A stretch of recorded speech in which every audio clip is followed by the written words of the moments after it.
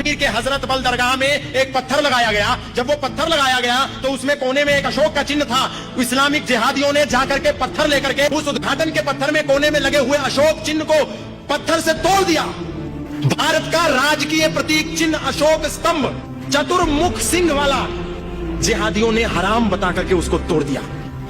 लेकिन मैं बोलना चाहता हूं उन्हीं जिहादियों को कि वही अशोक चिन्ह जिसको तुम हराम कहते हो भारत की करेंसी में है। जितने तुम्हारे घर में नोट हैं सब में आग लगा दो, क्योंकि वो हराम है। जिस पासपोर्ट को लेकर के तुम हज करने जाते हो उस पासपोर्ट के फ्रंट पेज पर, कवर पेज पर अशोक का इतना बड़ा चिन्ह है, उसमें भी आग लगा दो।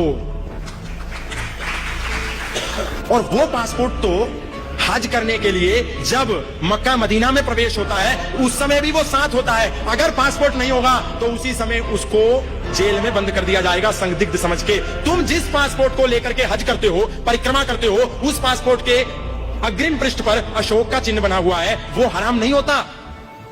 उसको लेकर के तुम पूरी परिक्रमा करते हो मक्का मदीना की। अगर अशोक चिन्ह हराम है तो क्यों यहां से पाकिस्तान नहीं चले जाते? क्योंकि पाकिस्तान के पासपोर्ट पर अशोक स्तंभ नहीं है, वहां चले जाओ। दोगलापन। केवल भारत और भारत के प्रतीक चिन्हों को मिटाने के लिए, अपमानित करने के लिए, तिरस्कार करने के लिए ये सारी घटनाएं इस देश में रोज घटती हैं और घटती रहती हैं, क्योंकि इन घटनाओं पर कोई तर्क नहीं करता, कोई चिंतन नहीं करता, कोई प्रश्न नहीं करता।